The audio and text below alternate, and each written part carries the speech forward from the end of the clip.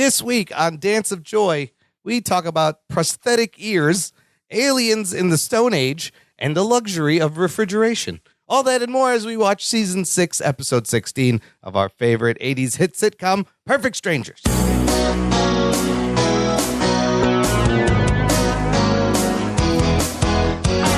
Hello and welcome to Dance of Joy, a Perfect Strangers rewatch podcast. My name is Imran. I'm one of your cousin hosts. Joining me is my sister, Sophia. Hello. How are you? How am I? Hi. How high are you? How are you? I am very well. I just got back from a couple of nights in a very fancy hotel. You did? Courtesy of my work. Oh, nice. And I love hanging out in fancy hotels, and I like watching random things on TV at night. I was watching this cartoon channel, and I watched like a bunch of Flintstones one night. And I realized watching Flintstones is like such a comfort. It just made me happy. Dun, dun, ba, da, ba, ba. It's just so classic. They were just ripping off the Honeymooners, though. That is a big debate. The Honeymooners. Yeah, I can see that. But it was in the Stone Age. It was. It happened in prehistory. Of course, Honeymooners preceded the Flintstones, and Honeymooners is very relatable.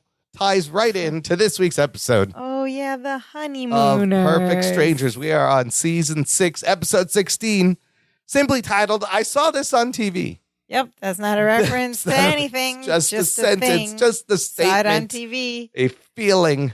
And speaking of the Honeymooners, if you would have opened the TV guide to read about this episode of Perfect Strangers, you would have read, the cousins play Ralph Cramden and Ed Norton in a black and white spoof of the Honeymooners, which serves to caution Larry on the perils of lying. That's fun. I love when they do tributes. So let's talk about the Honeymooners. What was that? I mean, it was a classic sitcom that ran for only a year, 1955 to 1956, 39 episodes total, believe it or not. That's wild because it's such a cultural reference But point. it's a show I remember watching when I was younger in my bedroom. When it was in syndication. When it was in reruns. Yes. I'm not that old, am I? I don't know. Of course, starring the great Jackie Gleason as Ralph Cramden, the bus driver. Yep. And his best bud, Ed Norton. And not their the actor, wives. played by Art Carney. And their wives. So very similar setup. Two guys, two girls, their best buds. That's a buddy comedy. But they had Perfect in the Strangers, a Honeymooners, buddy comedy. they had this like very basic set apartment, like which we'll see. old timey sink, oven, and then just a round dining room table, two chairs, and then a bedroom. Yeah, and an icebox. As we'll see, this is before refrigerators Not a refrigerator. The refrigerators were like a luxury item. Yes. Anyways, this episode, once we get into it, is loosely based on a 1956 episode of The Honeymooners titled "Oh My Aching Back," which we did watch before watching this episode. We had to prime ourselves because there's going to be a lot of comparisons by our cast, of course. Comparisons that we are able to do, but if you were watching this episode when it aired on February 1st, 1991, you wouldn't have had all the shows readily at your fingertips to go back. No, and compare. but it was probably in rerun syndication, so but you wouldn't have stayed up late at night to catch it. You'd have to catch it. You'd have to and then remember, oh, this was kind of the same. Like you would story. have, yes, but you don't know what episode they were airing. Like we are able to go back and match kind of the same episode plot from Honeymooners. Great to be alive. Bronson Pinchot playing Balky, of course. Marklin Baker as Larry. Melanie Wilson is Jennifer, Rebecca Arthur's Marianne, just the four in this week's episode. And you can watch every episode, follow along, binge along with us on Amazon Freebie. And you can catch the Honeymooners episodes on YouTube. It was just on YouTube. Like I literally Googled, I was like, Cramden hurts his back, lies to Alice. So I was trying to see if there was an episode that matched this. And there it was. And there it was. The internet a beautiful place. So check it out. But let's talk about our cast here. What Perfect Strangers. I saw this on TV Act 1. We start in the apartment, as we often do, and Larry comes rushing through the front door, and he's very excited, and he tosses his stuff on the couch, and he runs up to Balky in the dining room area, And we notice Balky is standing there with his arms crossed and the table is set. Yeah. There's two plates with lids on top. Remember the things you get in the airplane? Food covers, yeah. Food coverings. And he don't look very happy. Standing up, arms crossed, sort of looking annoyed. But Larry's very excited. He says, Balky, you're looking at the luckiest man in Chicago. And Balky does not care. He just gives him a side eye, slowly turns and goes, well, I hope you are happy. And Larry's like, yeah, I am. And Balky's like, you are about to eat the driest pig pancreas souffle known to man. Oh, no. So Balky had cooked some Eposian dinner, and Larry's the pancreas late. dried out. And the souffle desouffled. Anyways, they both sit down, and Larry's about to lift the cover off his thing, and Balky just slams his hand down on it.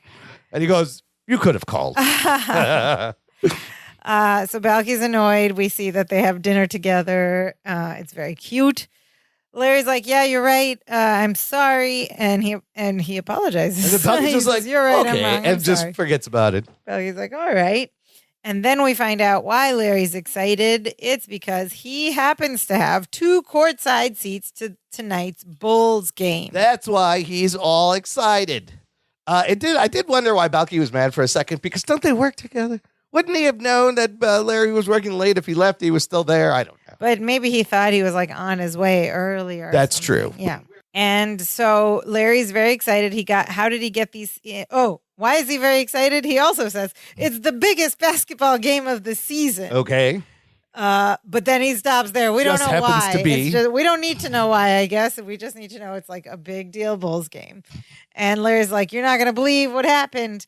So Wainwright called me, told me he can't make tonight's game. And then Larry very helpfully tells us, since he knows I'm a big Bulls fan, he's having the tickets sent here to me.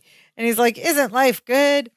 When was that established that Larry's a big Bulls fan? How do we know that Larry's a big Bulls fan? Right Well, now. of course, he just told us. Right now, it's suddenly And established. obviously, Wainwright has known this for a Never while, heard but we Larry have talk never about Michael known this. Jordan or the Bulls ever. Anyways. So, 2 things we know. He has 3 things we know. 1, he has tickets. 2, it's the biggest Bulls game of the season. Of the season, of course. Why? I don't know.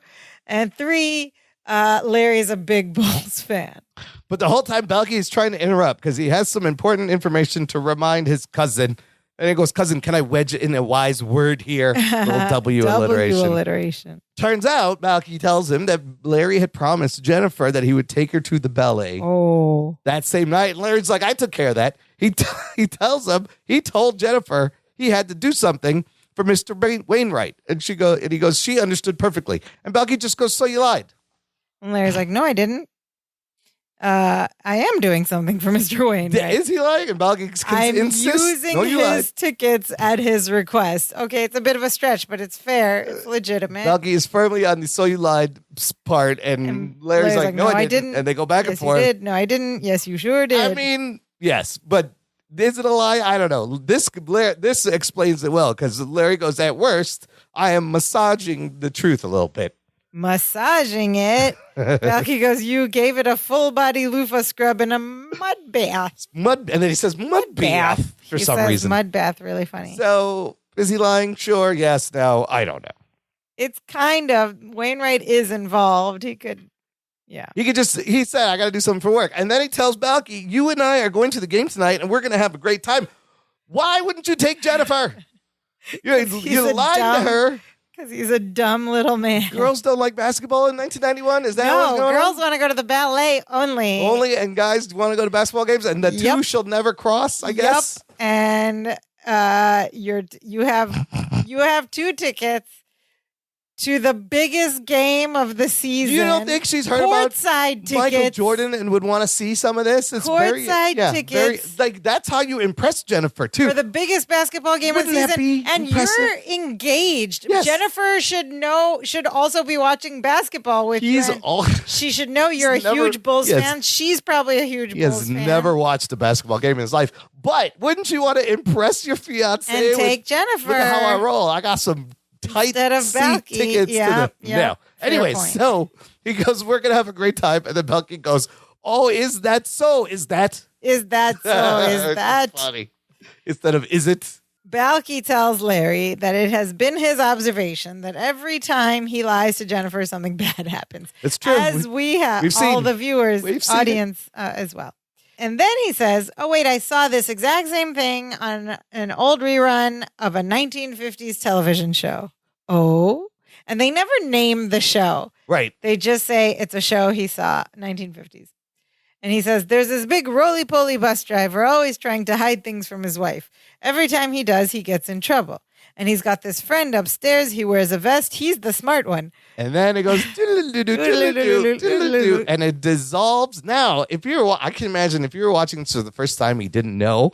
Like, it's great description to get you excited. Yeah. You'd be like, oh my God, they're going to do the honeymooners? They're actually going to do the honeymooners? And yes, it dissolves to a black and white set of a pretty fair recreation of the honeymooners set.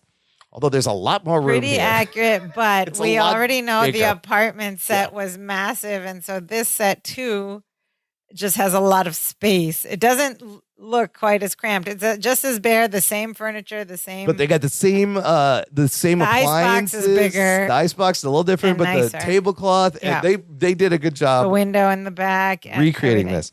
So imagine you didn't know this was coming. Your audience, you're watching this, right? And then Balky mentions 1950s, big roly-poly bus driver, friend upstairs. And then the scene dissolves to black and white. And you're getting like, oh my God, they are going to do it. And then in the black and white set, the door opens and enter what looks like Ralph Cramden, but it's Larry. Mark Lynn Baker With doing like padding around Yes. his middle to He's make got him the more bus- roly-poly. bus driver hat and suit on. And the crowd goes Yeah. wild. Yeah, it's a great entrance, kind of like on the old show. He's dressed as a bus driver. He takes off his hat. He comes home after work.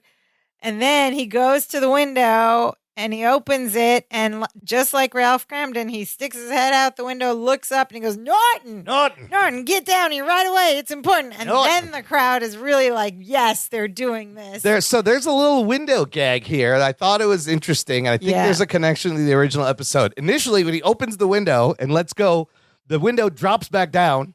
This There's is no in the paint honeymoon. In the honeymoon. No, this Oh, is in in- this episode. Okay, In Perfect Perfect Strangers, he opens the window, it drops back down, and then he just sticks his head through the window. There's no glass. Yeah. And people are laughing, and you're like, that's kind of weird. Why did they do that? Yeah. In On My Aching Back, if you watch that episode, he opens the window, but every time he closes it, the window pops back up a little bit. Anytime Just anyone opens bounces it, a like little. there was something wrong with it, it pops back up. I But think if that's a they nod wanted to to that. nod to that, why didn't they do the same gag? I don't know. Pop It's back weird up? that it falls down. There's no glass, and he just pokes his head out. They goes, probably combined it with some other inside joke or reference Well, that we don't so know about. we'll see. The plot of this is similar to that episode, Yeah. but it's a different setup, and then they involve other things. Right. So Okay, so he And- yells up to yeah. Norton, and that's when, as a viewer, you're like piecing this together. You're like, oh, no way. Balky's going to be Norton.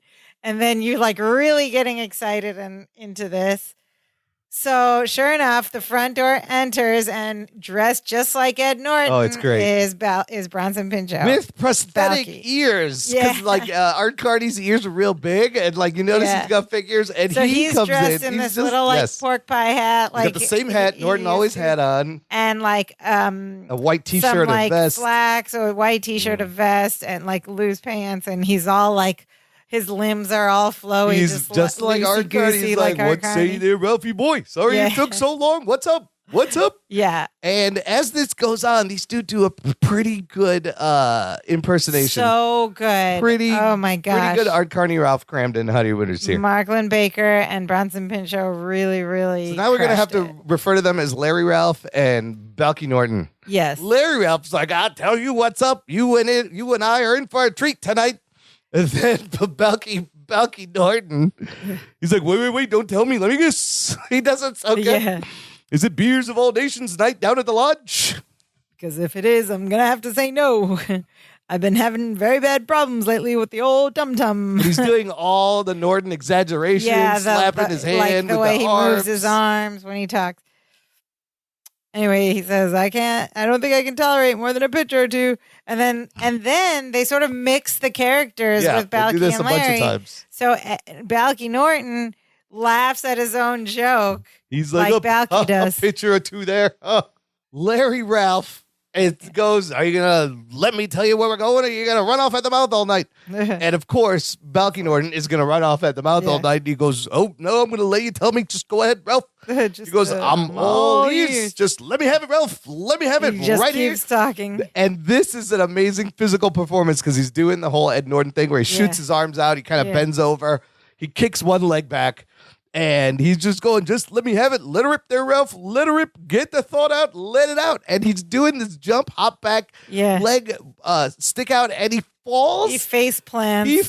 Falls backwards, like his legs fall back behind him. And it hits the ground and pops back up. And if you watch Mark Lindbaker, I believe this was an accident. He fell for real. This was not in the script. Because Mark Lindbaker, you can see him react real quick. Oh. But he's so good. I mean, I'm sure they could have done another take, but like they wanted to keep it because it was funny. One, because Bronson Pinchot popped back up so quickly. And so when he popped back up, Mark Lindbaker like quickly got his face back in the scene as Cramden. But at first he was like, and then when he sees him pop back up, you could see they both are like in sync. They're like, we're gonna keep going. He pops back up and he kind of cracks so good on this line. And then Larry Ralph goes, Norton, you are a mental case. And he kind of like in the beginning you can hear him kind of laugh. And he's like, will you sit down? So that's really funny. I'm really glad they kept that. That was crazy. He fell on his face, popped up. We watched it like 3 times. Okay. So Balky as Norton sits at the kitchen table and there's like this bowl of fruit or something on the table. It's and like fruit and pretzels maybe or nuts. Pulls it, some snacks. Pulls it and like starts eating out of it. That's the other gag. Norton was always eating Ralph's food on the Honeymooners. There's more of that, but that went throughout the show. Balky's like, okay, he wants to know what he has to tell him. And we find out from Larry Cramden that 2 guys dropped out of the Pro-Am bowling tournament tonight. And the 2 of them are going to take their places and go bowling in the Pro-Am bowling tournament. This gets Balky Norton really excited. He's like, hold the phone. We're going to go bowling with professionals. Guys who own their own bowling shoes. He does a little dance. And then he goes, va, va, va, boom, which Norton said that all the time. And he would shake his head. It was so great. Great. Bronson Pinchot is doing Norton so perfectly. And Mark Lindbaker is doing Ralph so perfectly this whole time. And so Norton's like, yeah, we are a couple of lucky stiffs. Then the front door opens and we get Alice and Trixie, except it's Jennifer and Marianne. Yes, in 50s clothes and hairdo. Then you're like, oh my God, they're really going all in and it's lovely. Yeah, Jennifer as Marianne walks in. She's holding a hanger with some pants on there. Yeah. And Marianne as Trixie, Alice and Trixie. They're both like, hi, Ralph. Hi, Ed. And Alice, just like on the Honeymooners, comes in right away with a fat joke. Jennifer. And I'm going to try to do it but Jennifer did the Alice accent. Which is like the New York Bensonhurst kind of accent. It's like Wilma. Like Wilma Flintstone. Affect or accent or way of speaking. I don't know if I can do it. But she goes, the tailor said he wanted to know who's wearing these pants. You or the bus? Fat joke, which Alice would tell him fat jokes all the time. Yeah, we noticed that in the episode we watched. And Ralph does a hardy har, which was a sarcastic way of making a joke. Marianne plays Trixie as kind of this bored, complacent woman, which I didn't see in the Honeymooners, but she also does it really well. And she's like, I'm sorry I was late, Ed. I had to stop at the butcher shop to get you lamb chops for dinner. And Ralph goes, what are you cooking for me, Alice? At which point Alice informs them nothing because they are going to their mothers. Her mothers. Mothers for dinner. At which point Balky gets up and goes, Alice, you ought to look there. Ralph and I are going to go. And then Ralph is like, cut it. He's like, don't you have to go upstairs and eat? And Balky is Norton's like, no, it'll take Trixie half an hour to cook dinner. Larry's like, go up and watch her. So Ralph is trying to get Norton to leave so he doesn't like open his mouth again and almost give away their bowling plans. And they have a little back and forth that's like just more lines to pay homage to Honeymooners. It's just more opportunity for Bronson to play Balky, to play Ed Norton, and Mark Lindbaker to play Larry, to play Cramden. But it's just Larry playing Cramden, not through, a little bit through the middle Mark character. Lindbaker Mark Lindbaker. Yeah, but you get what I mean. So they do all this stuff, and They're just all these little details that match up. Like he keeps trying to grab a piece of fruit from the bowl like on his way out. And Ralph's like, well, you get out of here. Yeah. And Balky does do great sheesh, what a grouch. Which Norton would say all the time. So anyways, Ed and Trixie leave. They're like, Maya. And, Ralph's got to lie. Ralph's got to come up with some kind of lie to go bowling because Alice just calls him out and says, what's going on? And then we get great Mark Lindbaker doing little Ralph Cramden, Jackie Gleason walking around going, so he explains he didn't want to tell her that he was going to work an extra shift tonight. And she's like, why not? You work an extra shift all the time. And he paces around the apartment some more. Like, and then he makes up some lie that he's saving up to buy her a new refrigerator. And because they only have an ice box. They have an ice box. The word refrigerator was not. Upgrade. Yes, it was not a common item, which is crazy. It was the Instant Pot of the time. Absolutely. Not everybody has one. He's been saving. This would have been a down payment tonight's work on a refrigerator. Oh. This is how much refrigerators cost back then. And Jennifer, as Alice, of course, is moved. She's like, "Oh, Ralph, that's so sweet." And he's like, "Well, too bad it's not going to work out because I have to go to dinner with your mom at your mom's." And Alice is like, "Oh no, you won't. You go ahead and work your shift. My mother will understand." And then she walks out, and we get a great Mark Lindbaker doing the Jackie Gleason smug-looking face that Ralph used to do. Like, look at me. I lied, and I got away with it. As we cut to the next scene, still in Honeymooners TV land, the door is open, and Norton is helping a stumbling Ralph back in. He's holding his back, and he is moaning and groaning with every step. Clearly, something has happened. And again, I love Bronson's just like, come on, Ralphie boy. Okay, let's go Ralphie right there. Boy. Let's go, Ralphie. You good? Another couple of steps. Come on, Ralph.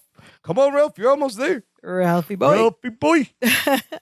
He's like walks him in, and he's in pain. He has hurt his back. He sits him at the table. He's like massaging his shoulders, and we hear Larry as Ralph go, "How did this happen to me, Norton?" And Norton's like, "Same way it always happens when you go bowling." And then he like does this little. Then he starts to do this incredible, hilarious Norton pantomime of bowling sticking his arms out, limbs flailing all over the place, pivoting his legs. It's like he's dancing almost. And he's demonstrating how Ralph bowls. Every single step. You picked up your bowling ball. Yeah. You made your way to the line. Then you realize all eyes are on you. So, and he's like going through every step. So you decide to put a little extra on the ball there. Just a little something. Little something. Give it a little extra body. And all of this is accompanied by little physical gestures in that Norton style, all loosey-goosey. And he ends with going, and then you let it go. And before you know it, you were flat on your keister. Just lying there like a beached whale waiting for someone to pull the cup out of your mouth. Another fat joke.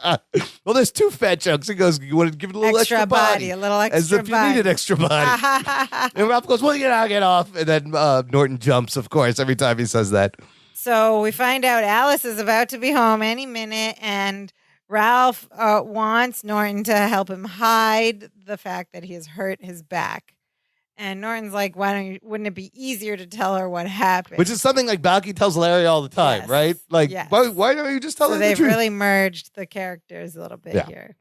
And Ralph, of course, like scoffs at that. Larry Ralph scoffs at that. Wouldn't it be easier to tell her what happened? Why don't I just wear a sign on my back that says, kick me hard? And Balky's like, not a good idea with your back out, Ralph. He looks at his back. He goes, oh, you are nuts. You know that, Norton. He calls him nuts in a mental case so many times. Yeah. And he calls him fat so many times. And he calls him fat, which has happened on the Honeymooners. Like, there are so many fat jokes hurled at poor Ralph Cramden. So he's begging Ralph. He needs to help. Ralph is begging Norton to help him out. Once his back is fine in the morning, Alice will never know. He went bowling. He's got to help him lie. And then Alice comes in. I don't know where he goes. Ralph, I'm glad you're here. I've been thinking about the new refrigerator. She goes, I'm not sure how it's going to look in the space where the icebox is. Why don't you move the icebox out of the way and put something over there that's the size of the new refrigerator? And then both... Describe what the icebox looks like. The icebox is just like this white square rectangle with metal with like 3 doors, 2 small stacked ones, 1 large on the side, and these metal clasps. And it's implied that it was kind of a hefty, very heavy thing, and like you had to literally like go to get the Iceman in the street. They would come by with ice. You'd have to put the ice in there. So the stuff that the stuff on top box was like frozen. Yeah. I don't know. This is before they came up with refrigeration coils and stuff like that. It's kind of crazy that everyone had ice boxes. Yes. So she wants him to move this heavy thing, and the two are just looking at each other. Ralph and Norton. They're like, and then Norton suddenly pipes up and goes, you know what else? That's a terrific idea. Really sensational. You should look into becoming one of the, what do they call it? Inferior decorators instead of interior. And before that, Ralph looks at her and goes, now? Yes. And she just, without blinking, stares right back at him. Yeah, Ralph. Now. Like she knows something is up and she's testing him. And Jennifer is doing this accent so perfectly. And then the inferior decorators is like a Balkyism in the Norton character, which is kind of great. Yep.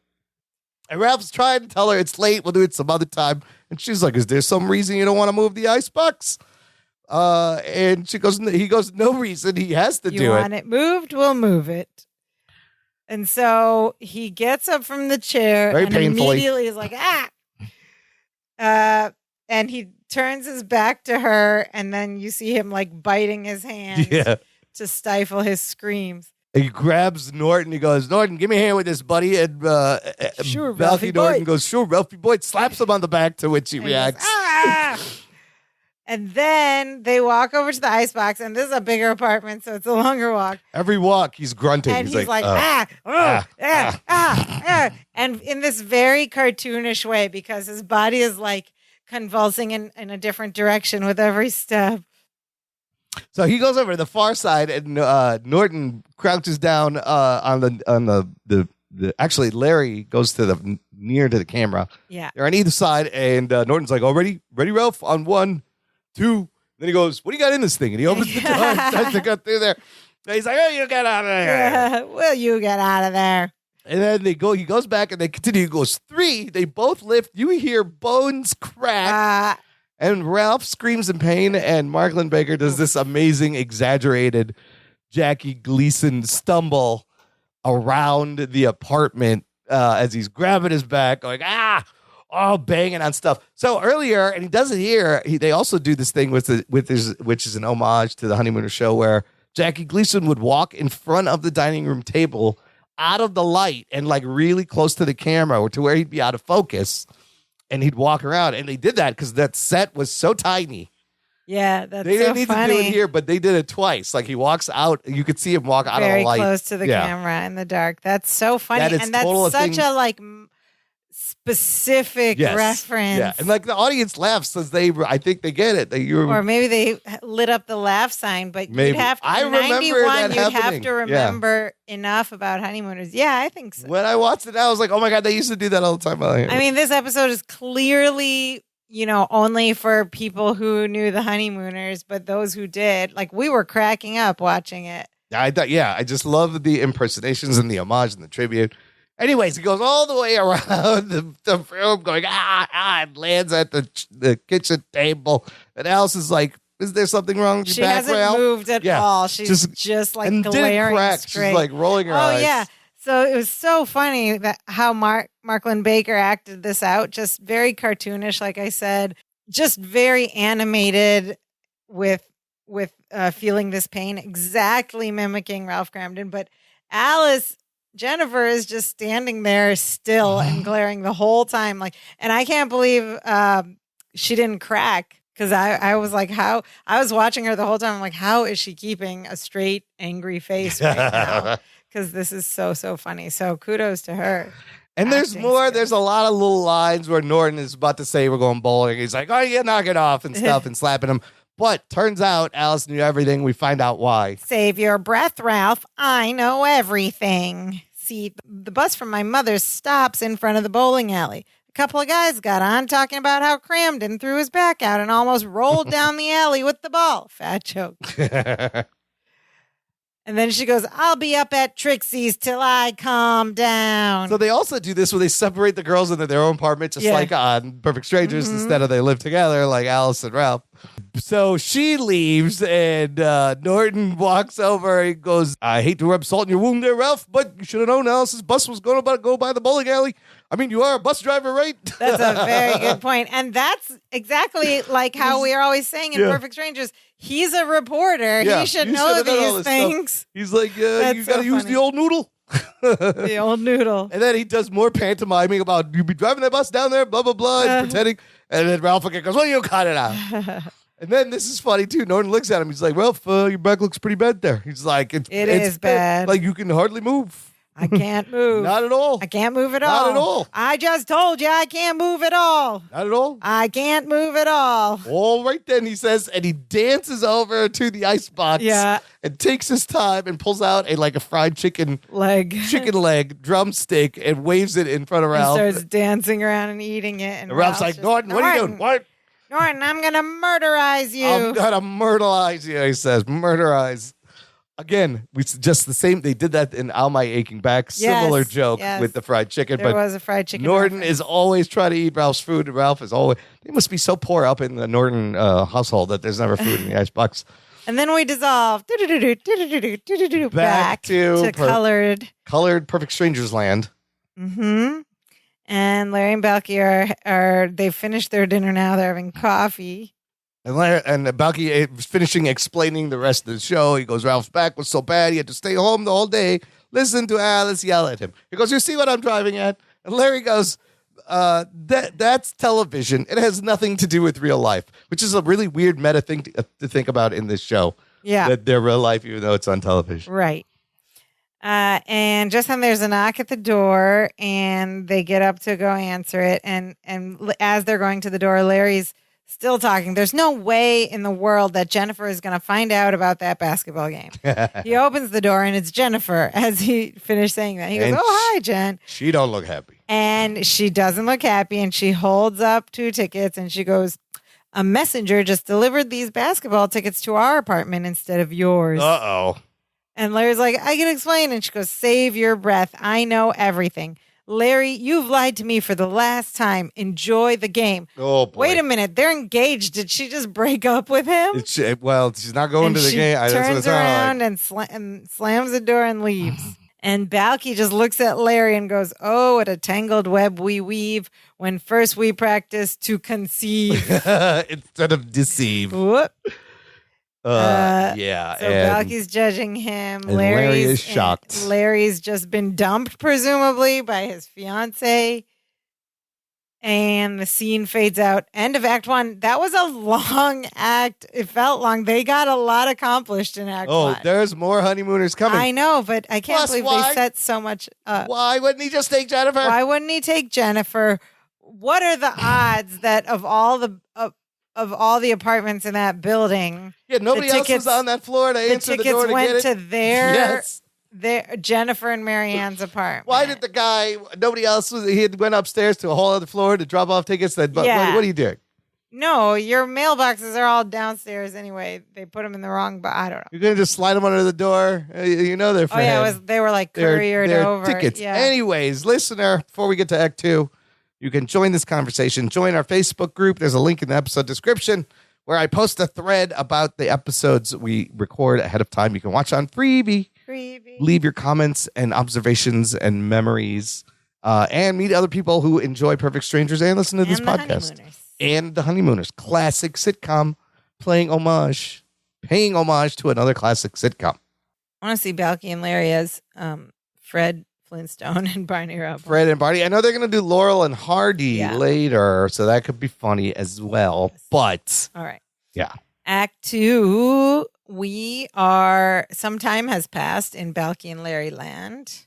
We're in the apartment, and Balky's watering some flowers, and you notice that there's like a lot of flowers large bouquets of flowers everywhere around the apartment. Balky is spritzing the flowers as Larry walks in the door and gets spritzed in the face. He walks like behind the plants. Balky keeps spraying and hits him, and Margolin Baker gets all wet. And then Balky sees that Larry's face is wet, and he goes, "Cousin, you're crying." And Larry's sad. He's got a wrapped gift in his hand. Balky asks him if he had any luck, and then they walk over to the sofa, and you'll notice You see more flower A lot of bouquets wrapped and gifts. wrapped gifts on the table. What is going on here? Well, we find out it's been a week and Jennifer still won't talk to me. I've it's been a tried week. everything. I've sent her flowers and candy and perfume. She just sends everything back. Aha, that's why they're all in the apartment. But let's stop for a minute there. This was 1991. And obviously, what we're learning from Perfect Strangers is that women like ballet and men like basketball, and never the two shall cross.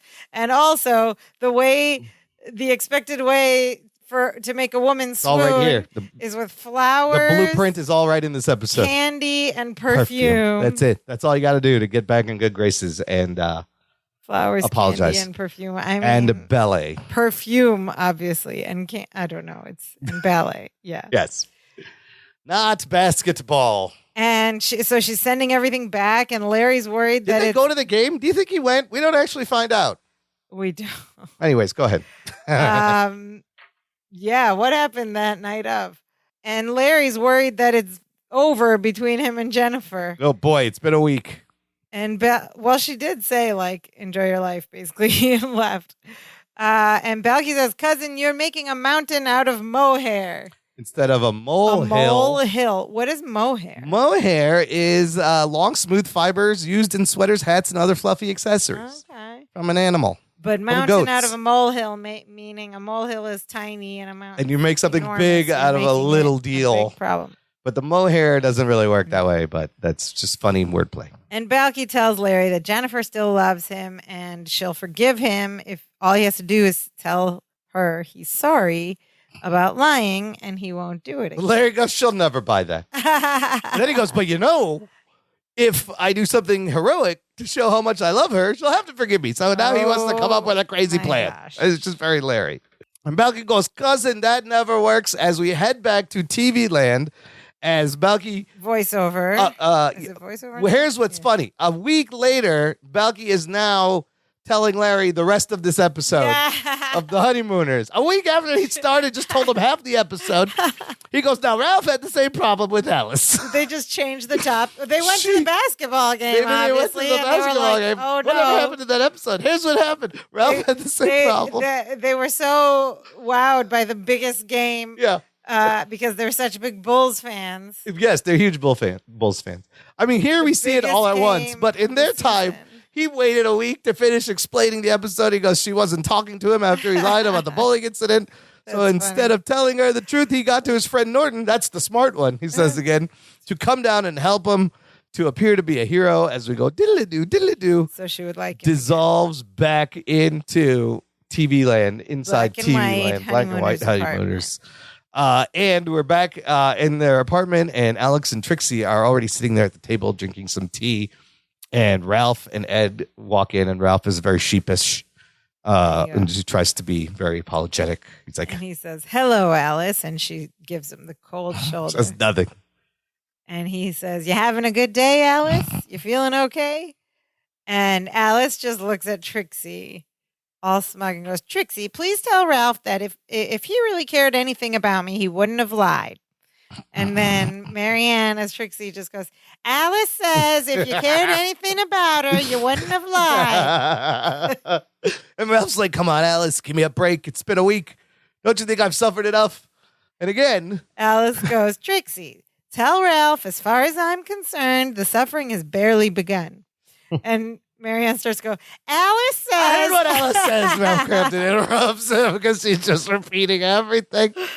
There he goes. And they used to do that on Honeymooners. It's so Alice funny. And Trixie. He would not talk to her. They wrote that same dialogue. Those two broke up like every episode and then got back together every episode. Is quite amazing. And then Ralph brings up the fact that you think I was the only guy in the world who ever lied to his wife. He turns to Norton. He goes, Norton, you must have lied to Trixie once or twice. Oh, what's he going to say? He goes, well, to tell you the truth there, Ralph, in 13 years of marital bliss, I never yet once lied to Trixie. But Marianne, Trixie goes, Ed said once he thought about lying to me, but he felt so guilty, he bought me a big bouquet of flowers and a bottle of my favorite perfume. See, times don't change. Flowers and perfume. Yeah, 50s to 80s. That was a really good Trixie voice. It's a lot like Harley Quinn from the Batman show, too. That's the Trixie voice.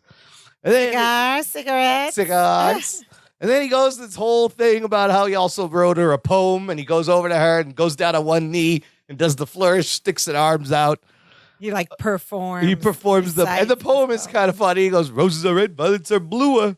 Can you ever forgive your guy from the sewer? Because Norton worked in the sewer. Yes. There's so very great. blue-collar jobs. Yeah. Ralph as a bus driver. Yeah, and Norton literally worked in the sewer. There was a lot of sewer jokes. And then we get a Marianneism as Trixie. She goes, how do you like that?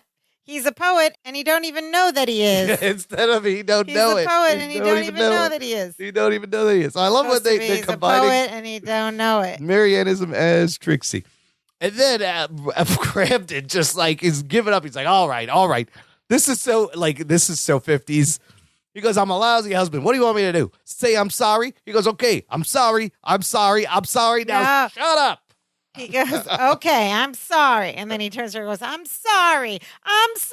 Now shut up. And shut up. Just tells her to shut up. He builds for no reason. Yeah. She didn't say anything back. And then she just gets right up in his face. She does a really good Alice here. You know, Ralph, the only thing bigger than your mouth is your... Say it, Alice. What was she going to say? She's going to belly? Another His fat belly? joke. She cut him off on a fat joke. And then Alice asks Trixie, let's go to a movie. They leave. And I love Marianne just leaving going, bye, Ed. Very boring. Bye, Ed. And the girls leave. And then as they leave and they close the door. And then Ralph opens the door, stands in the hallway, just goes, I hope you choke on your Raisinets. Comes back in. Ouch, that's so mean. That's very mean. But Ralph would always yell at her post, and also trying to get the last word in. In They still have 56. Well, but this was 1991. They still got Raisinets. And so they leave. Then we see Balky Ed at the table, trying to drink the last sips of the teacups that the girls were drinking. He's got no food in his apartment. They got nothing up there. He's licking the spoons. And then we find out why Ralph is really upset. Norton, this is killing me. I don't mind the silent treatment, but Alice won't cook for me. See, that's the problem. A man does not know how to prepare food. Of course not. Needs the woman to put everything together. Yeah, well, the women didn't have day jobs then, so that was the trade-off, I suppose. He says, I can't take another night of eating beans out of the can. And he brings a open can of beans over to the table. And Ralph's Norton's like, I don't know, Ralph. She seems pretty steamed. Yeah, I love how he said that. She seems pretty steamed. And then he sticks his fingers in the can. He's like, you got a fork over there? And then Ralph snaps his fingers. You see the light bulbs go off. He's got an idea, just like our very own Larry. Yep. And he goes, I got it. He's got a plan. If I do something to prove to Alice how much I love her, she'll have to forgive me. Now, I got a plan, but I'm going to need your help. And Ed's like, I'm with you 100%. And here's his plan. He says, all right, now you're going to have to disguise yourself as a robber and then sneak in here later tonight. Now, it's real important that Alice doesn't know it's you. And then Ralph, again, these are they're funny lines, but they're so filler because now Norton goes into this whole thing. He goes, don't worry, Ralph. I once played a tomato in the school play. Nobody knew it was me. Nobody knew it was me. That's so funny. And then he does his lines. He stands there, prepares. He goes, hello there. I am a tomato.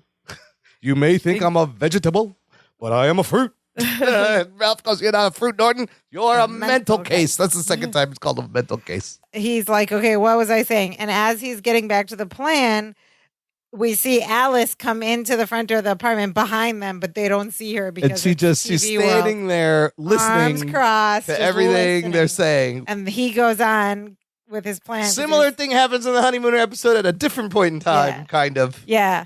In TV land in the 50s, you didn't even have to walk to the other side for privacy. He did not notice. There was just a wall there. So Ralph tells him the plan, and he wants him to break in here and demand Alice's wedding ring. And Ralph's going to say, I'd rather die than give it to you.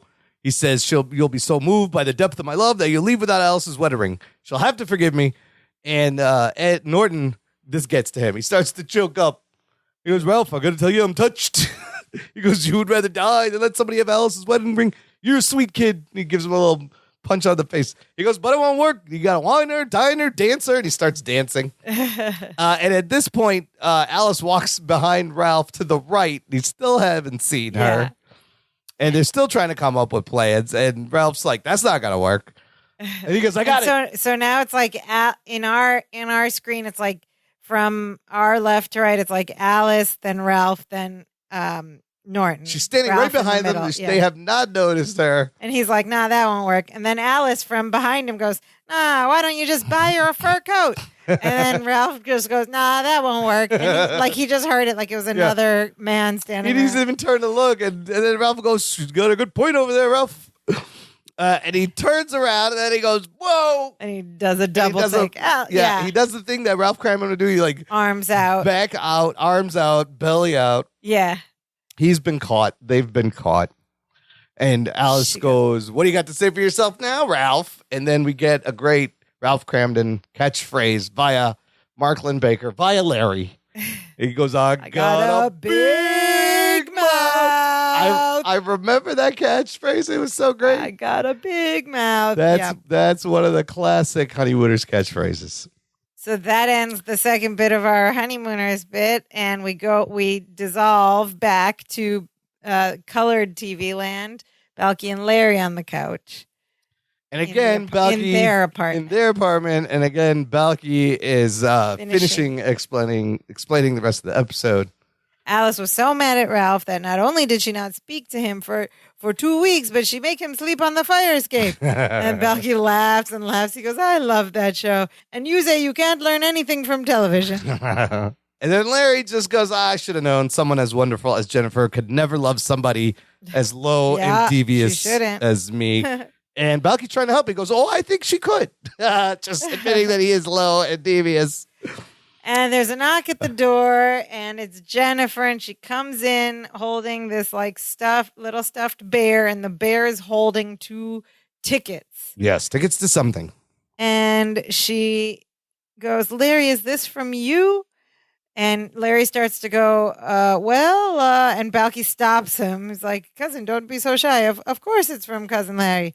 Who else would it be from?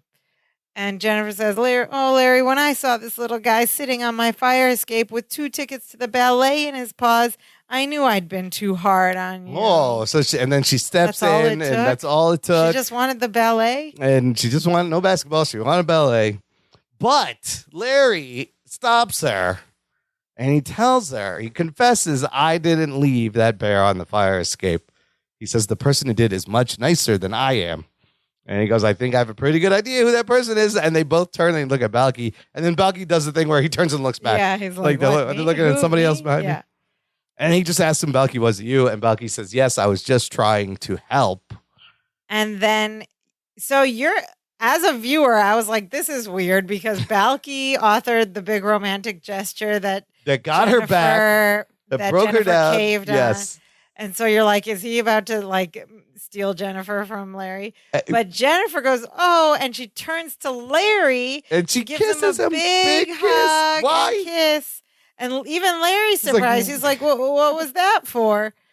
And it turns out that she is just very impressed that Larry could have lied to her and said the bear was from him, but he didn't. He told the truth. That's all it took. Now she's back in. And she loves him again. The wedding is back on. All he had to do is not lie.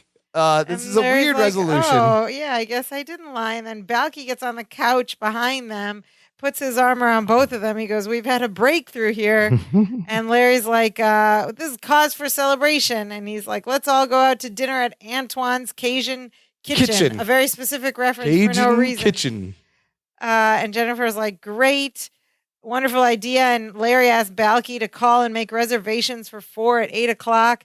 And Balky's like, got it. And 4 at 8, you got it. And he jumps off the couch and goes to the phone, and before he picks up the receiver to dial, he does a little Ed Norton shake out of his arms. He's get ready to pick up. Yes, he's pulling on his fingers. And he's stretching his fingers.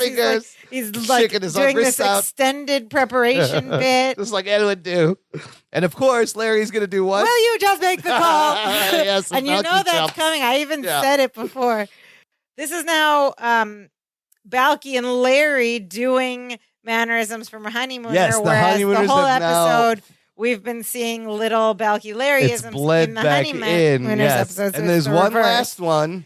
There's one last one where Larry goes to Jennifer and goes, "Baby, you're the greatest." And he like dips her down, gives her a big kiss. Just like how many episodes of The Honeymooners, Ralph said that to Alice a lot after the whole thing, and they would get mad and he'd make up to her. The lesson is everything can be resolved with ballet tickets for your wife. Yes, and telling the truth but lying first so that you can tell the truth. You win your wife back with ballet and tickets. Roll credits. All right, before we get into our thoughts, listener, check out our TeePublic shop. Get some swag, some merch. danceofjoypod.com/shop. We got t-shirts, hoodies, cell phone cases, mugs, lots of fun stuff with the Dance of Joy logo. You can promote the show, and we have some niche gear to show around, all at our TeePublic shop. Yep. So, yeah, before we get to our thoughts on the episode, we should note that the show was often being compared to The Honeymooners. Many people calling them Ralph Cramden and Ed Norton of the 80s. And you could see the parallels. Yeah. But also beyond that, all four of these actors just did phenomenal jobs to impersonate the other characters from Honeymooners. They did, and it's surprising. Why? Because Bronson Pinchot had never seen a full episode of The Honeymooners before getting the script for this episode. So he says he recalled turning it off when it was on because the characters were too loud. And he didn't like the discourse of the Cramden. It was of its time, right? It's a little jarring. Yeah. But he did his research, he did the work, and he does a really good Art Carney, Ed Norton. Well, it was only 39 episodes, so he could have watched every episode. He watched all of them and studied it and so well, and he completely crushed it. So remember in the first season, Lucille Ball calls them, complimenting them on how funny the show is. After this, Art Carney had called Bronson Pinchot. Oh, my goodness. To congratulate him. This is a huge honor. Huge Art Carney saying it himself. So quickly, the plot of Ow My Aching Back is similar but different. What happens there? It starts with the plan to go to Alice's mother's for dinner, and she does a whole thing about, I know exactly what Ralph's going to say to Trixie when he comes in, and he says all the same things, and he pretends he's tired to get out of it, but he has an excuse. There is a physical he has to take the next morning. For the bus company. So he pretends he's tired. He's going to go to bed. She leaves. And he has to pass the physical. He has to pass the physical. Basically. So she leaves. He instantly puts on his bowling jacket. He goes to the window, does the whole thing. Norton, come down here. We're going. Mm-hmm. Norton comes down. Then they get caught by Alice right there. She forgets something and walks right back in and sees them holding bowling balls. And then she kind of guilts him, saying, you're going to jeopardize everything you work for, your job, just to go bowling. And he's like a little kid going, I have to go. They're going to lose. The team is counting on So he changes his mind. She leaves again. But then Ralph comes down and convinces him, doing some guilt tripping of his own. And then he hurts his back. Then he does hurt his back. His bowling buddies help him back. And it's the same thing. He's like, Norton, you got to help me. You got to help me lie to Alice to cover this up. There's a whole sleepwalking thing. They show up with a bowling trophy. Sleepwalking, yeah. They don't move the icebox, but you see Norton go to the icebox a lot. He takes food from the icebox. The story was the lie that they were going to tell Alice was that Norton was going to sleepwalk and come down, and Ralph was going to be like, "Oh, but Trixie had gone away." Yes. They established that in the beginning for the weekend or something. Oh, but Trixie's not there. I better go up with him and stay there all night to make sure he's okay. Right. And she's like, "Oh, that's such a good idea." And so that way he could sleep on the heating pad so Alice without would her knowing. But one of the great parts about that is like Norton's like, how am I going to know to come down? He's like, I'll go out the window and I'll say, boy, does it look like rain. Oh, yeah. And that's your cue. Because like they didn't have you couldn't just like text them. Yeah. And then when he does that, when they're about to go to sleep, he goes up there and he goes, boy, it looks so loud out the window. She's like, well, now the whole neighborhood knows. So then that plan is successful. Norton comes down. He goes upstairs with him. The next day he comes back. But before he comes home, his bowling buddies show up and they have a trophy for Ralph to Alice. And now she's before found he out. comes home from work. Before he comes home. And it's another great part where he's like, will you make sure, Alice, will you make sure Ralph gets this trophy? And she's like, oh, he'll get it. Oh, I'll make sure. Oh, he's gonna get it. And he comes back in and she kind of like plays around with him and then serves him up the trophy. And that's how it ends. I love like they don't resolve their conflict. No, it just ends with her there. finding out. But clearly they must have watched this episode amongst other episodes of Perfect Strangers and pasted the bowling.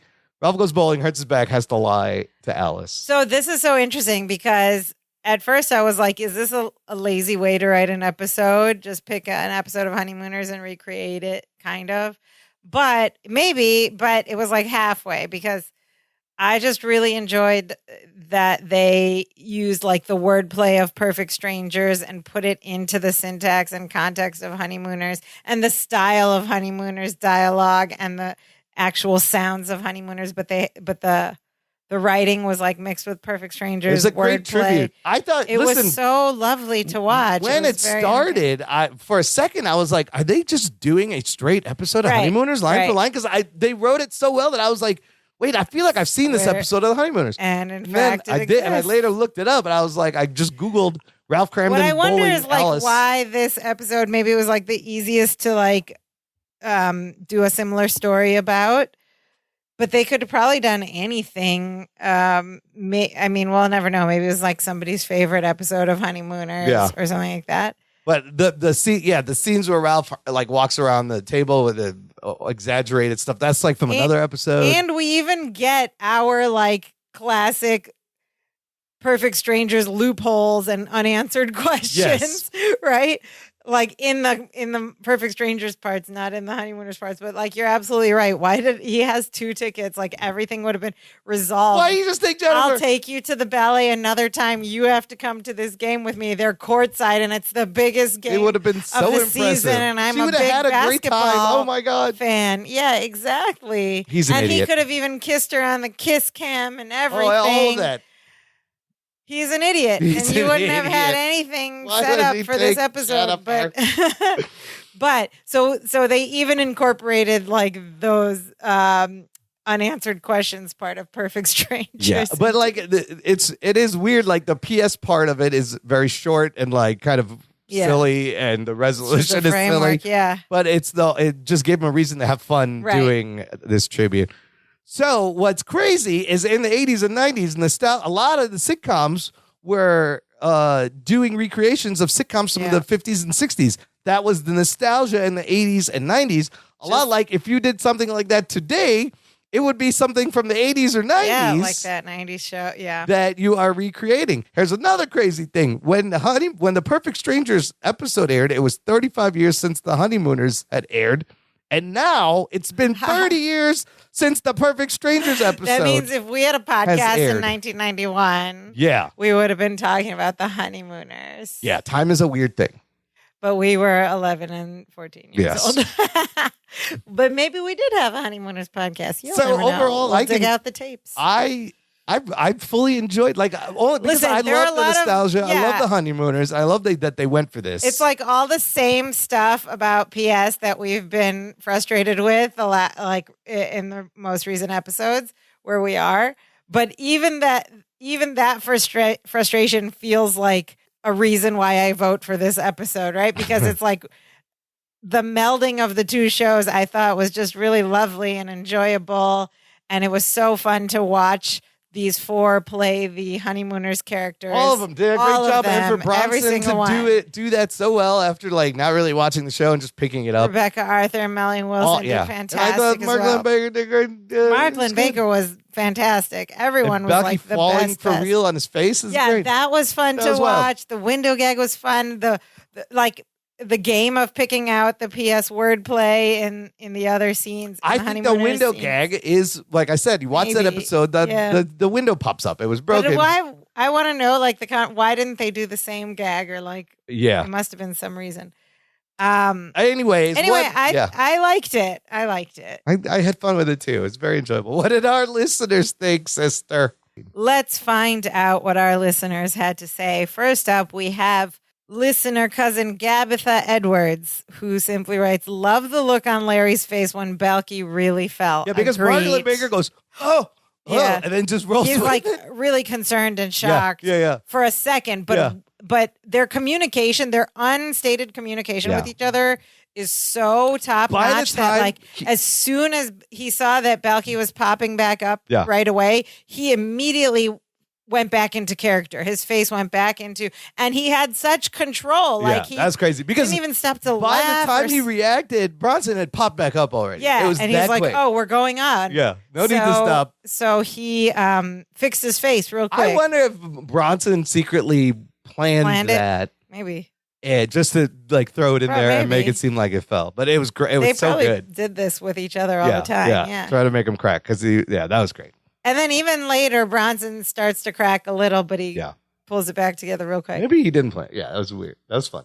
So then, but that was a really funny moment in this, maybe the funniest. Then we have listener cousin Pam Hitchcock, who writes, Bronson Pinchot really shined in this episode. Excellent Norton impersonation. It alone made this episode worth watching. That's it. Yes, agreed. But it alone? She writes, Jennifer's even more irritating in a different reality. She wasn't a fan of that. But Jennifer she was Alice. supposed to be. Yeah. I thought she played a really good Alice, and Alice was a caricature of like the naggy but smart, but she was irritating smarter. wife. Yeah.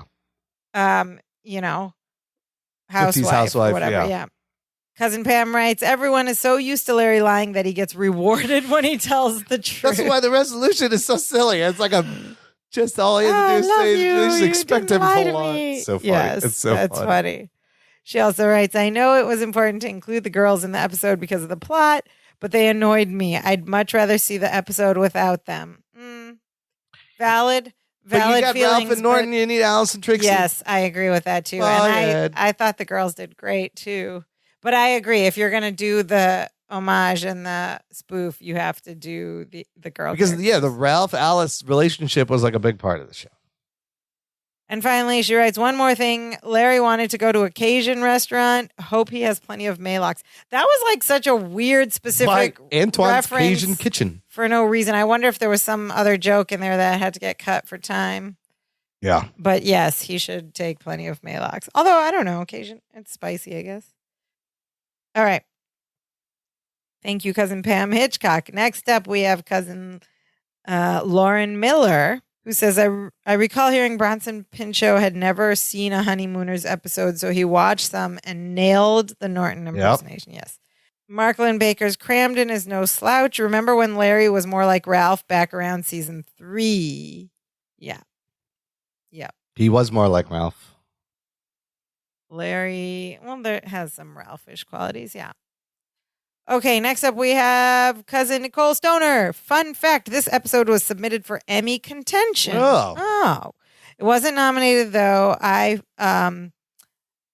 She says she found a promo about it while digging around on the web. Yeah, if you go to our group, if you join our group, you can see this graphic for your consideration with a picture of them as Ed and Ralph. Thank you so much, Cousin Nicole Stoner. Yeah, so that's a great find. And the TV Guide praised them, and this Rolling Stone magazine also. There's some quotes about how good the impersonations were. It should have won the Emmy. It was a good episode. Maybe. It was. I don't know. It was enjoyable. I don't know what else was up. So far, everyone's kind of liking this episode, but next up we have. Well, are they? But next up we have listener cousin Whitney Smith, who hated the episode. Now, Whitney Smith does admit that she isn't very familiar with the Honeymooners or Jackie Gleason or Art Carney. Didn't really watch it. So there's a couple of references that she mentions that where some people may know the Honeymooners, not the show. Like in Back to the Future, if you've seen it, it's on TV a lot. References to the Honeymooners. They reference the Honeymooners when Marty's like, "Oh, I've seen this one. It's a rerun," and the father's like, "What are you talking about? This is brand new. It's the first time it's airing." Which I always thought was funny. And Back to the Future would have been more of a recent reference, so maybe those references by way of Back to the Future, maybe the Honeymooners was being talked about a lot in the early 90s. Because that was huge. And then in 2005, there is a Honeymooners movie. A movie? Yeah, starring Cedric the Entertainer as Ralph Cramden and Mike Epps as Ed Norton, Gabrielle Union Alice Black Crandon, Honeymooners. Regina Hall as Trixie. Did you watch it? I've never seen that. I've never seen it either, but it and I sounds think he's a bus driver also. Yeah. But I don't know. It has not gotten good ratings. I don't think it was very popular, but they tried because remember they tried the Three Stooges movie, which actually that movie is really good. But it's interesting that remember what I was saying a little while ago is like for people who are very familiar with Honeymooners, because some of these references, like the way he goes too close to the camera, the lines, the dialogue are very specific. So the writers just assumed everybody was into the Honeymooners. But if you didn't know about the Honeymooners or never paid that much detail or didn't watch like enough to know these little mannerisms of the characters, I mean, this episode wouldn't hit at all. But Jackie Gleason is a comedic legend. He is an icon. He was in the movie you don't The Toy. know it, like you wouldn't enjoy this. It was a different time. Out of context, and you couldn't like call up stuff on YouTube to be like, let me see. Yeah. So even then and even now we can do that. But, Whitney Smith is watching this from not having much familiarity with the Honeymooners, according to her comments. And she hated the episode. Doesn't work as well. So some of the reasons she didn't like it, she also didn't like the girls being in there. Yeah. But she often doesn't like when the girls are in the episodes.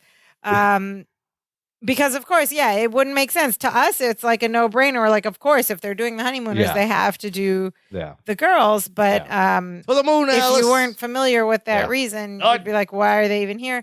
She did, however, love it when Bronson Pinchot fell down and they kept that in. Yeah.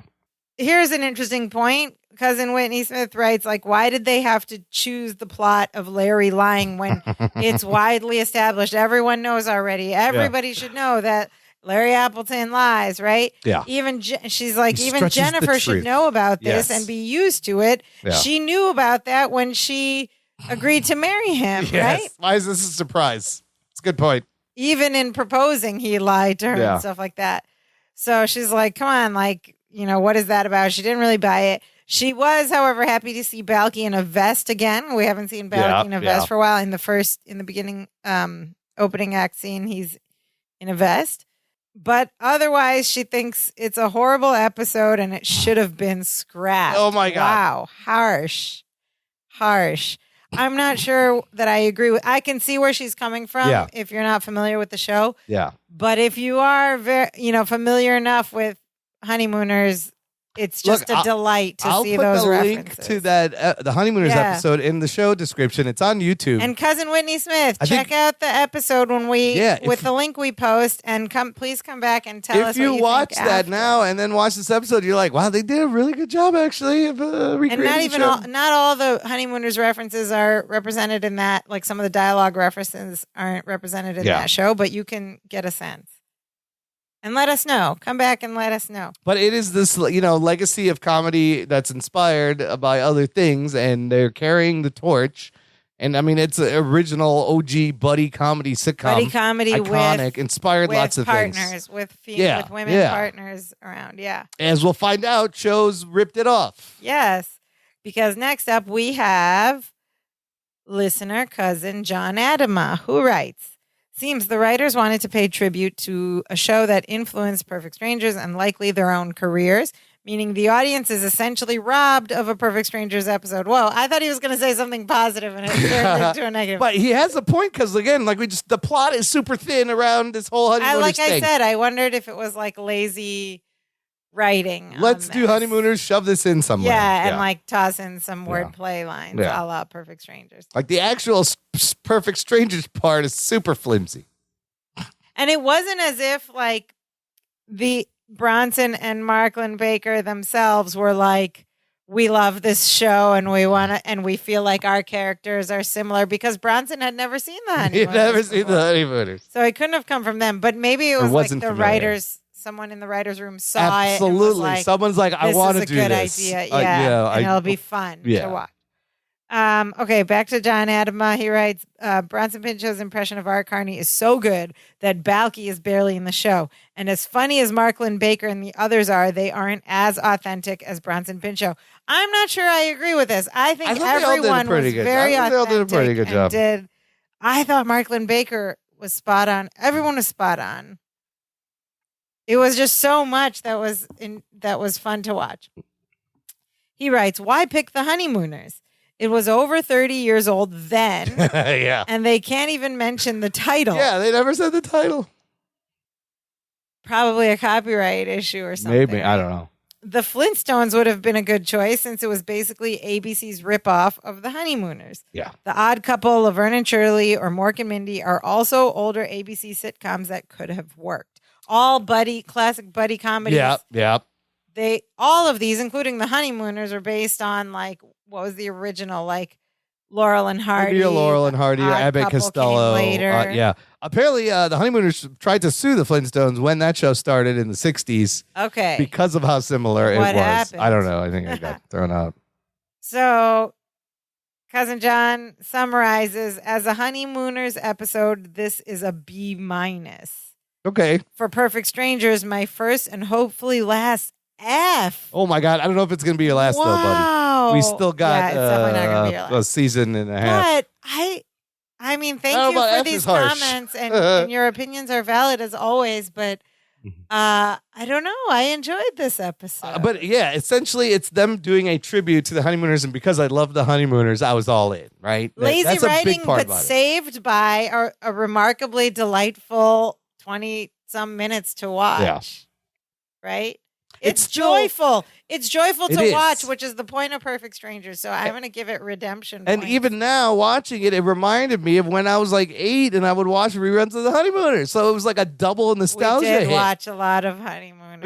We have a pretty good background in some of these sitcoms. Not all of them, but used to watch this stuff all the This time. one hit home for us. Yeah, I I've probably watched it. We really seen loved it. all 39 episodes, if that's all there were. Probably, yeah. Don't Be Ridiculous was not said Of course I have. Don't be ridiculous. because, there's no chance to say it. 'cause It would have been nice to have it in. You could work have it in Norton Norton say go, it. oh, Ralphie boy, don't be ridiculous. Ralphie boy. Of course, Ralphie boy, Ralphie don't boy. be Hey there, ridiculous. Ralph. Hey there, Ralph. How you doing? That's just like Barney. Barney would be like, Yeah. hey there, Fred. Fred, how's it going? Yeah. Barney. It's the same thing. But you do see Dimitri's photo on the bookcase. So. But Fred and Barney have kids. Yes, well, that and then went longer. There were more And episodes. pets. Yeah, but I think a lot of the plots of the Flintstones probably were based Probably. They did go bowling. off. Yes, there was always the and the little the fun way they would animate them bowling on his Yeah. tippy toes, and they Yeah. were on a bowling league. It was all the same thing. They were blue collar workers working at the quarry. It's the same thing. Blue collar workers. You had Wilma and Betty and Bam Bam and Pebbles. Bam Bam and Bam What a Bam great was just show. I the love weirdest the thing. This little baby that was just super No, strong. you know what was even weirder was when the alien was on it. Oh, Gizmo. Gazoo. Gazoo. The Sorry. great Is that Gazoo. great Gazoo? Gazoo? I think it was Gazoo. Gazoo is great because he'd be like, okay, dum-dums, let's go do this thing all the time. He would call them dum-dums. That's when the show jumped the shark and they ran out of ideas. The They're like, great Gazoo was an alien. yeah, the great Gazoo. Oh, what about all the gags of animals being appliances? Where, Oh, I love that. Where the so beak of the cute. pterodactyl would The be the shower is record like player. an elephant. Yeah, and then the joke all the Or, time is the animal lift its head and just go, "Well, it's a living," and then go back to being the appliance. It's so The dinosaur it's so clever. was like the forklift or whatever. Yeah, so clever. Yes, the brontosaurus was like I their. love the Flintstones Yeah. so much. Can we do a podcast about the Flintstones How many episodes after of that is going on? this? And the classic Flintstones Jetson crossovers. Oh yeah. Ah, Doot, doot. George Anyway. Jetson would have been born already, I think, a few years Yeah. ago yeah. in real time. I thought about the Jetsons a lot the other night because I was on the Chicago River Architecture boat tour at night, and I was looking straight up at all these immense high rises downtown. And I was like, oh, to live all the way up there would be a very Jetsons-y life. Absolutely, get a little spaceship live coming up. among the All right, what about Dimitri in this episode? Dimitri, there is the photo of Dimitri is on the bookshelf. So we do Okay. get a Yeah, Dimitri get a little framed laugh. photo appearance. Wait, it would have been hilarious to have a little Dimitri. I don't know how you work in the Dimitri Easter in the egg. Honeymooners. I don't know, but it would have been funny. That wasn't the point. The point was I just to know. do the Honeymooners. I know, but if I was the Dimitri intern, I would have tried. Black and white Dimitri. Okay, now let's talk about Perfect Strangers Today, or PS Today, which is the segment of this podcast where we talk about, could you remake this episode today? Would it stand? Would it work? I'm not sure. I think 60 years is a little too far for people. Okay, two things. One, I think for viewers today, you could still know anything about do the Honeymooners. It's class. Now, Whitney Smith didn't know. Maybe these kids do. It's so classic and timeless. Like, could you do an I Love Lucy episode?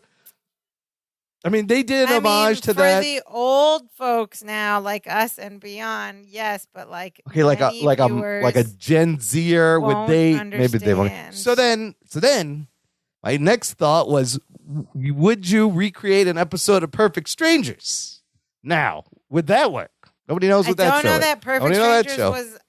I mean, it's iconic for us, but was it as iconic? Oh, you know what? Is it as iconic 30 years after Honeymooners I got it. was in No, the 90s? I got it. The one everyone would get, this is what you would do now. You recreate an episode of Seinfeld or Friends as Perfect Strangers, if that show was on now. City. Or one of those shows. Seinfeld or Friends. You could recreate like the Soup Nazi episode or like some classic.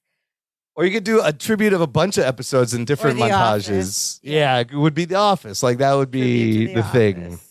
I guess. I don't know. You'd have to have another like ensemble. It's a shame because Honeymooners is I mean, it's a foundation of sitcom. A show from now for which the cast makeup is similar to an iconic show from 30 years ago. No, but if you were going to do a nod to The Office, it would have to be a show with an ensemble cast to play all the key parts. But what we're talking about is if we wrote Perfect Strangers today and we're tasked to do an episode where we pay an homage to a classic sitcom. But it's Perfect Strangers. But it's Perfect Strangers. What era of sitcom that only have two? You don't have a lot of things in that era that have two people. 90s, buddy com, like Bosom Buddies. Nobody knows what that is. No, that's like, even too old. Like maybe now you do Mork and Mindy. That's also too old. What was in the 90s? 80s. I mean, you had family stuff like Everybody Loves Raymond, Home Improvement. Now? Oh no, wait. It's confusing. Do you do a Full House? Do you do something that was on TGIF? But they all changed. Like it became family and then ensemble sitcoms moving forward. And then the sitcoms became about really bad, mean people to each other. And this whole wholesome thing. Like there's nothing like this that's on really anymore.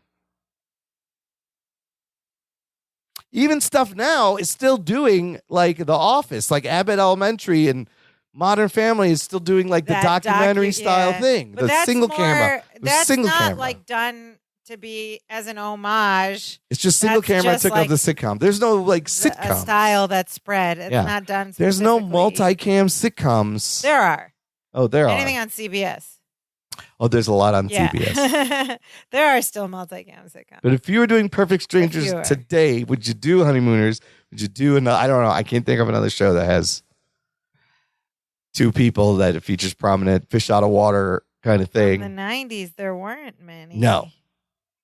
Because that had been done up until then. Sitcoms were moving away from that, and it became more the friends hanging out. I think you're right. I'm not. I can't. So maybe you can't do this today. Yeah. Well, I mean, you could. It would be complicated, but basically, you'd have to have a current day show with a cast makeup that is similar to an iconic show from 30 years ago, so that they can take on those characters. Well, but it wouldn't match up as well as all the shows that were. Cousin Whitney's advice would be just delete it. Don't even do it. So let's give it like a pretty. It's going to be a low PS today. It's going to be hard to find something. But I love that they did it. I liked it. Sorry, viewers who didn't like it. I did really enjoy this episode. Norton, that's it for this week, listener. It doesn't matter that we didn't know that Larry was a Bulls fan. When was that established? Join us next week when Larry is going to be a little apprehensive to meet Jennifer's mother. Oh, we have not met Jennifer's mother. We met her father, right? Did we meet her father? I think. Was it her father? Yeah. We have not met Jennifer's mother. This should be interesting.